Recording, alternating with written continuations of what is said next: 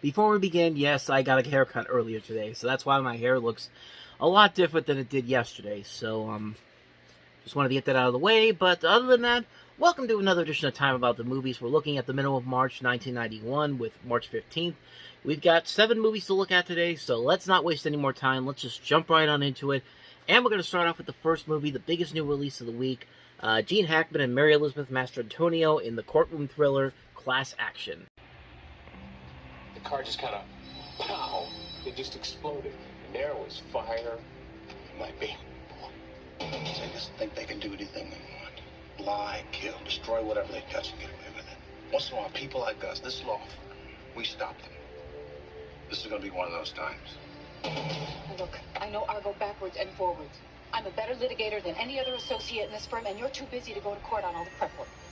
There's a problem. Plaintiff's attorney's your father. The plaintiff, Jedediah Tucker Ward. For the defense, Margaret Eleanor Ward. I'm glad I'm not going to be at your house for the holidays. Don't you see? They're using you as a parlor trick. You're going to be the youngest partner in the history of this firm. Did it ever occur to you that I might be a very good attorney? Well, you damn well better be. I raised you. No! Mother raised me! Should this circuit have gone into the Meridian? Objection. Calls for conclusion. Overruled. Yes, if you want to kill people. But if you are really interested, why don't you read my report? So we bury it. I am not going to be a party to destroying evidence. Before the next betrayal is revealed. You mean there might be a report that is no longer in existence? Before another innocent life is lost. People were blown up, sir. It's the way it is. A father and a daughter must forget their past to find the truth.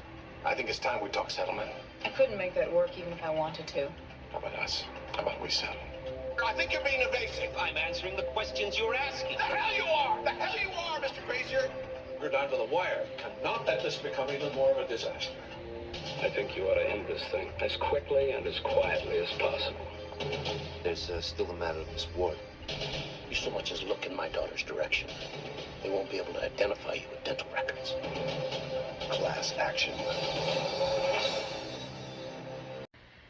So yeah, this is a pretty damn good movie. It's probably one of the best courtroom movies that you probably have never even heard of. It is a really good movie, and I think it's mostly because of the 2 performances by Gene Hackman and Mary Elizabeth Mastrantonio. You have the father and daughter on 2 different sides of the courtroom, and they have this case here, but they're also father and daughter. They're trying to keep their relationship together as father and daughter, but they have all these trials and tribulations that they have to go through, and I think that's a very good concept for a movie like this. And when you have 2 great actors like Hackman and Mastrantonio working off each other so well here, it really makes this work as well as it does. This is directed by Michael Apted, who, honestly, I've not really liked a whole lot of his movies, but this is probably his best film easily. The tension is very good here. The drama is very good here. You're invested in this case. You're invested in how this is all going to play out in the end. And it does lead to a pretty good payoff at the end, too. I mean, I think it's a very good movie. Definitely a movie that not a lot of people really know about. And it's really good. It's a really good movie. If you're looking for a courtroom drama that really is a lot better than I think a lot of people would have thought about, this is definitely one of those movies to check out. I'm sure you can find this on streaming somewhere. I'd say definitely check it out. Class Action, fantastic film. Definitely check it out. So, with that said, let's get right on into the next movie, and that is Jeff Speakman as the Perfect Weapon. Paramount Pictures presents international Kenpo star Jeff Speakman. Should be more respectful of our organization. Is there a problem here? Yeah. Guess so.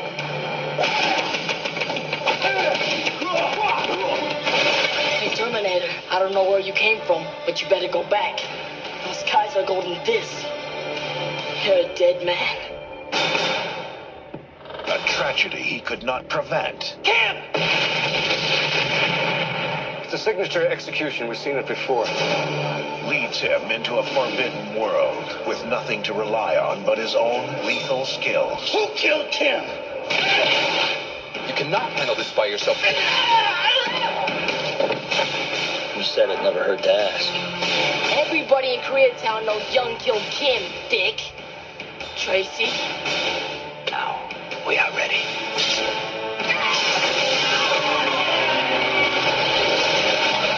Young and I have have some unfinished business.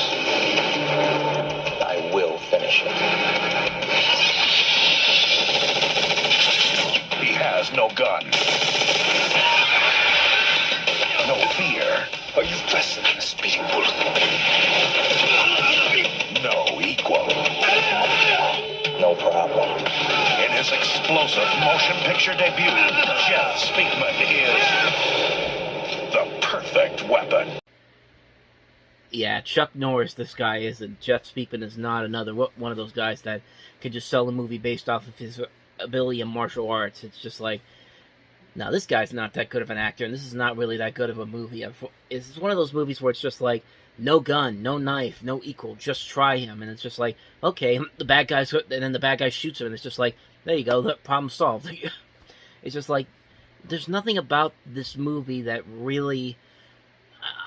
I'll take that back, though. I mean, the martial arts sequences are fine for what they are, but I've seen a whole lot better in other movies, and I guess the only other notable thing is that one of the great 90s songs of all time, The Power, is used extensively in this movie's soundtrack, and it was even in the trailer too, but I had to cut that part out because of, YouTube copyright issues. But I mean, if that song is really the only thing that's going to make you want to see this movie, then that's probably a problem with this movie. It's just not a very good movie. And like I said, Jeff Speakman just does not have a whole lot of personality to it. He's just like one of those guys that you would see in a mock comedy, where somebody's supposed to play like this big action star, and when the cameras are off and he has to be in a real situation, it's just like, he's nothing like that whatsoever. It's just like, yeah, it just doesn't work very well at all. The Perfect Weapon is certainly not a perfect movie at all. In fact, it's a pretty lackluster movie,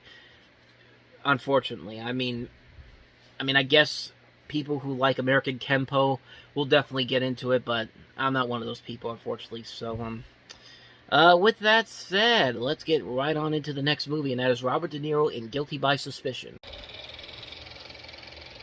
I want you to make this picture for me, David. But we got a problem.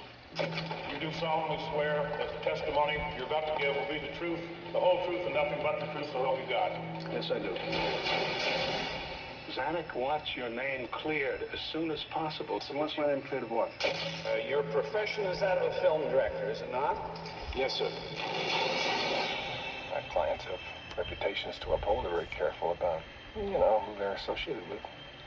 So am I. Mr. Merrill, are you now a member of the Communist Party? Now, Grant has asked the committee to give you this opportunity to explain your past affiliations. Well, there's nothing to explain. I went to a couple of meetings, that's it. Your affiliations and those of others.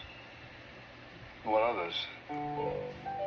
In 1951, the House Committee on Un-American Activities stole the nation's headlines. They're looking to get that picture in the paper, and Hollywood gets it there. By attacking the creative community of Hollywood. Did you do what Zanuck said? Well, I did do what he said. You didn't pull a picture. Through a campaign of censorship.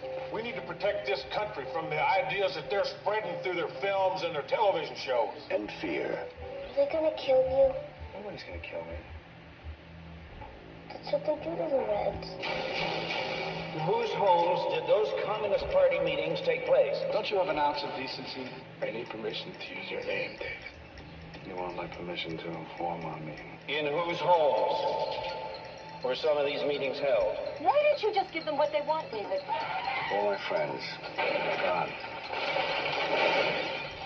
I'm being followed by the FBI everywhere I go. You're dead, David. D-E-A-D, dead. I want to know how many communists you knew.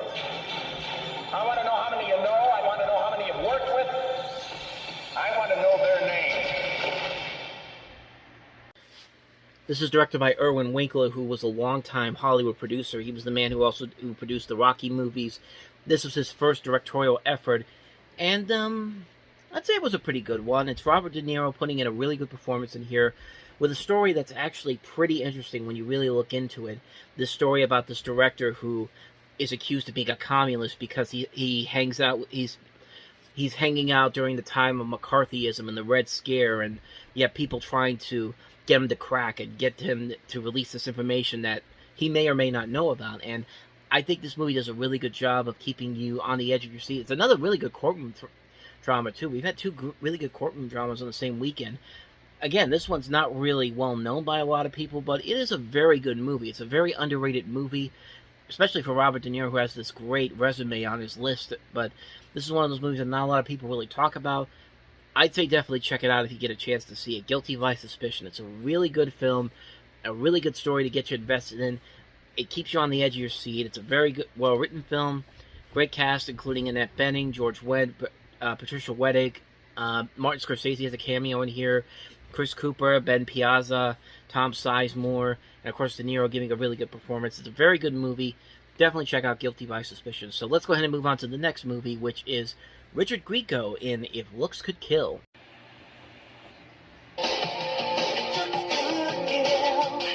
Everyone makes mistakes. Take me, Michael Corbin. I was just your average underachiever flunking out of high school. The only way to graduate was by taking a class trip to Europe with the French club. Michael Corbin, first class? First class? How? Ow! And there's been a mistake here, which led to a case of mistaken identity. Walk quickly, they already know you're here. Hey, what are you doing? Eric Richardson, British intelligence. Turn me into a secret agent. Well, just who do you think I am?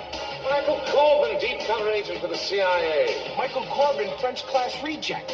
Suddenly, I'm filling someone else's shoes. They'll adhere to any service. And driving the company car. Get out of town. I can drive this baby out of here right now. Yes. Piece of cake. I can just figure out how to get the window down. Yeah, funk driver's ed, too. I'm not complaining. They're gorgeous women. What's wrong, Mr. Corbin? Boner. Swar. There can be no more mistakes. Kill him. Dangerous men. Now, all I have to do is rescue a beautiful girl. Robin, die! No, Corbin's here. That's what I mean! Save Europe. Graduate high school. Who are you with? The French club. Hey, no problem. Richard Greico, If Looks Could Kill. Holy shit, that sucks. Oh my god, that was, that trailer alone was such a mess, and the movie isn't any better. I mean, let me put it this way. There was an animated series in the 90s called James Bond Jr., which is pretty much the same concept, except that, of course, this is James Bond Jr., and it takes place in Britain, and takes place in the world of James Bond. That was more realistic than anything I just saw here, and yeah, this movie sucks. This movie is just terrible. I mean, what a waste of a cast, too. Linda Hunt, Roger Rees, Gabrielle Anwar, and you have Richard Greico, who was alright on 21 Jump Street, but he was definitely overshadowed by Johnny Depp, and he definitely proves here that he is not a good leading actor, and it's not even that it's a ripoff of James Bond, but they're also ripping off North by Northwest, because basically this kid is mistaken for a CIA agent and a spy, and it's just like, it's just not a good concept here, and it can be done. It can be done well, but not the way this film was written. This movie just feels like it. They may have had a good idea to it, but it just doesn't work. It's a movie that's trying to play it a little too safe for the teen audiences. Probably going to go see this, even though 21 Jump Street had ended by this point. But, excuse me. But yeah, the movie sucks. The movie is terrible. That trailer was terrible. Just a terrible, terrible movie. Yeah, I've got nothing else for you, so let's go ahead and move on to the next movie. John Cusack and James Spader in True Colors. You don't have to lie to me. What if I fall in love with you? Peter, I loved him. What's not? Not good enough? I mean, it hurt you. Never meant to hurt you. I am sorry that you got hurt. It was the dawn of a new era. Of a friendship. It's just a dead, maybe on your cart, farmer, but I'm not in the heart. It began by accident. First you go to law school, then you turn into a sleazebag with no regard for the truth. Tim Garrity was born with all the advantages. Hello, handsome. Hello, beautiful. I got a great idea. Come up here New Year's Eve. You sure it's not too private a thing? Peter Burton would do anything to get them. It's like the National Review come to life. Are you impressed with it? Yes, I am. They say great men are embraced by thousands of strangers. I want to be great. We may not always get what we want, just as we don't get what we deserve. Hey. I don't think any of those little looks you've been dealing me add up to you actually doing anything. You're wrong. Each made a choice. I resolved to be elected to Congress within 10 years. You got some way to cure this country's ills nobody's thought of? One is looking for power. I feel my time is now. I wanted you to be in a position to do us a favor. Now you are. I've been with Diana. I'm going to ask her to marry me. So that's your own relationship with Styles. You're marrying his daughter. Going out and introduce you, and then our deal is done. The move's on this kid. It's no move, it's a crime. The other is looking for justice. Did you blackmail the senator? Tim, I played hardball, yeah, but I never threatened to use it. Come on. He's tied into racketeering, bribery. I'm just doing my best to get us both where we want to be. You think he's set you up? He's a crook. It's a brand new day in America, man. Don't get caught. Let me go after him. Tim, you're not FBI. You're a trial lawyer. He trusts me. What are you doing with him? I am helping out an old friend. There's a micro-cassette recorder sewn into the shoulder pad. What's with all these questions? Tell me this isn't about me coming out ahead of you. John Cusack, James Spader. True Colors. Certainly a different movie from Herbert Ross than some of his previous works. This is the man who directed stuff like Funny Lady, The Owl and the Pussycat, Play It Against Sam, The Goodbye Girl, California Suite, I Ought to Be in Pictures, Footloose, Secret of My Success, Steel Magnolias, My Blue Heaven, and now we have this movie here, which is certainly a lot different than most of those other movies. This is mostly a kind of a political thriller in a way, with some very good ideas overall. I like some of the tensions that Cusack and Spader have throughout the course of the movie, but unlike the other thrillers we've looked at this week, this movie doesn't really have a good payoff at the end of it. It's just kind of like, it just kind of ends, and it's just like, so what was the point of all this? What was the intentions going into the ending of this movie? It's just like, Cusack, I don't know, I mean, Cusack and Spader do a good job here. You also have Mandy Patinkin in here, you also have, Philip Bosco, but, yeah, other than that, though, this is a movie that I feel like could have been a lot more enjoyable with a better script than what they had to work with here, but it just kind of goes the predictable route at the end. It doesn't really give you a satisfying conclusion. It's just kind of like, okay, that's how this is really going to end. It's just like, I mean, it's unfortunate because there is some good ideas here, and you've got Cusack and Spader, who have been very good actors coming into this movie in the films that they have been in, but yeah, this is a movie that just doesn't work, unfortunately. It's a shame, too, because there is so much potential there, so that's my thoughts on True Colors. So let's go ahead and move on to the next movie. Christopher Walken, Rupert Everett, Natasha Richardson, Helen Mirren, and The Comfort of Strangers. Colin and Mary have returned to Venice in search of romance. Desire takes them on a journey, sensual and mysterious. Love and madness become one. Nothing is as it seems. Good evening. You need help? Robert and Caroline live in the darkness of their passion. Do you and Colin do strange things? Together, the four lovers slip deeper and deeper into a world so erotic and bizarre, there is no separating tenderness and terror, longing and lust, pleasure and pain. Together, they discover what they desire most, the comfort of strangers. Starring Christopher Walken, Rupert Everett, Natasha Richardson, and Helen Mirren. A film by Paul Schrader. Screenplay by Harold Pinter. The Comfort of Strangers, where fantasy and fear live on the other side of the mirror.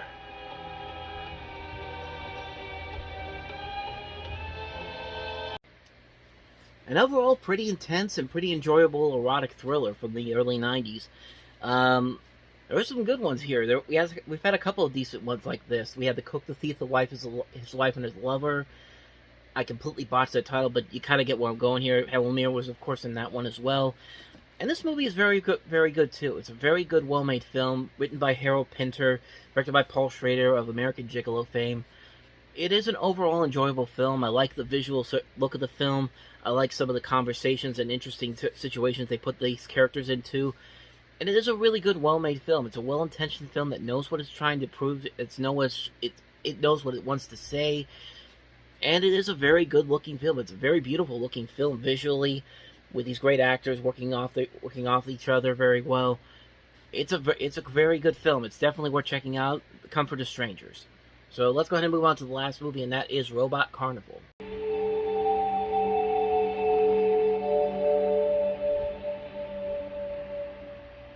Nine animators, one vision.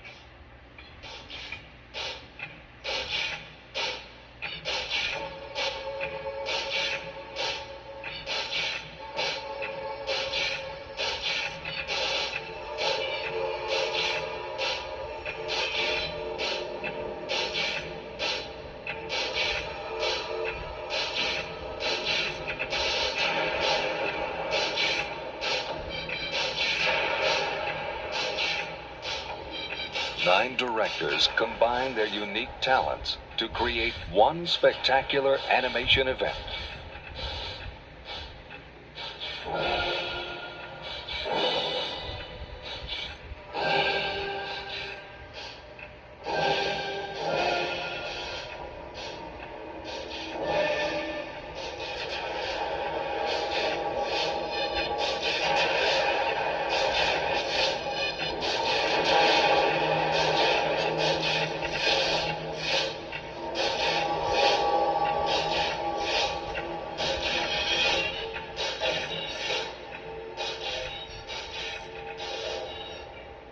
Robot Carnival, the animation event of the year.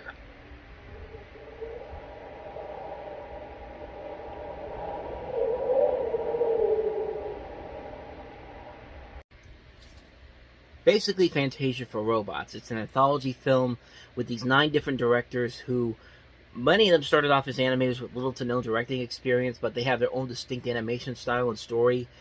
They do these stories that range from very comedic to mostly dramatic, and I really don't know too much about this because I haven't seen this movie, but the trailer for it doesn't look too bad. It's one of those movies that I've not heard too many people talk about, but it does look pretty. It does look very good. It does look like a really good Japanese animated film, and this was released in America by Streamline Pictures, who also brought us the American release of Akira a couple years before this. And, yeah, it definitely looks like something I might want to check out one day. I'm really curious to see what kind of stories they tell here. And the animation styles look very unique, very different. Definitely something I'll put on my list of movies I gotta check out at some point. But as it is right now, it looks pretty promising. I'm definitely looking forward to checking it out one day. Yeah, that's my thoughts on Robot Carnival. So on that note, we leave you with another episode of Time About the Movies. And next time around, we'll look at the movies of March 22nd. 4 movies to look at, including the biggest new release, which was Teenage Mutant Ninja Turtles 2, The Secret of the Ooze. We also have Albert Brooks' Defending Your Life, in which he co-stars with Meryl Streep and Rip Torn, Mr. Johnson, and also Scissors, Sharon Stone's one of her last movies before she broke out with Basic Instinct the following year. So we'll definitely look at those 4 movies next time around. But other than that, though, thank you guys for watching. And as always, if you want to see more episodes like this, more videos like this, check out the playlist on the next page. Check out the previous episode. And I'll see you guys tomorrow for another new episode. So thank you for watching. I'll see you guys tomorrow. And until then, as always, take care. Let me do that again. Until next time, as always, take care. There we go.